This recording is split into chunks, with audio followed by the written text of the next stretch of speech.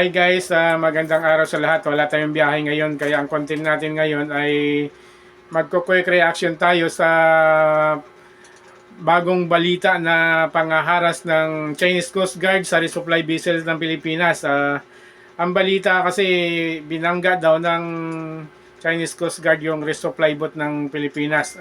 Panoorin natin guys yung video na galing sa nakasakay sa resupply boat ng Pilipinas.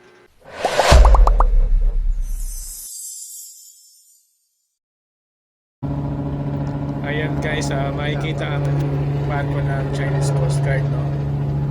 Ayun guys, tumunog, sumabit. Chinese Coast Guard body number 5203. Grabe. Ang liit ng resupply boat ng Pilipinas. Grabe kayo.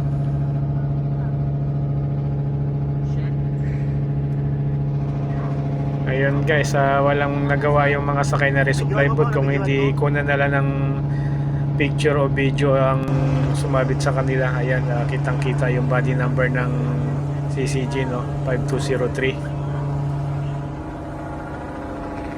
Ang pangyayari niyan guys, naganap linggo ng umaga, ngayong October 22, 2023. Papunta ang resupply boat sa BRP Sierra Madre para maghatid ng supply ng mga nakapwesto doon ng mga sundalo natin guys.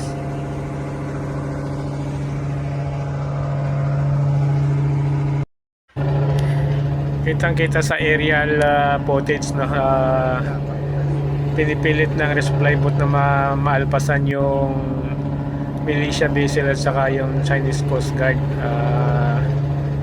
Pilit nila kasing inaharang guys, pero hindi na iwasan na inabot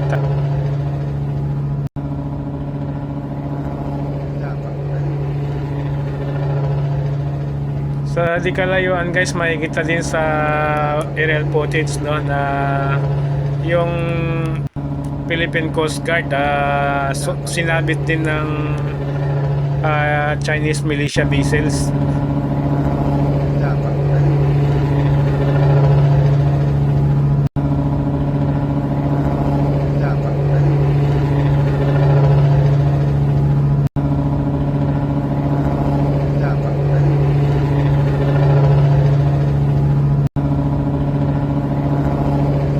Ayun guys, napanood nyo.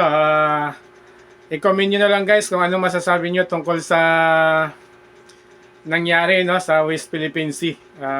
Kung ano masasabi nyo, paki-comment na lang. So bago ang lahat guys, huwag nyo kalimutan i-like at i-subscribe ang aking YouTube channel, RPX Motovlogs. Maraming salamat guys.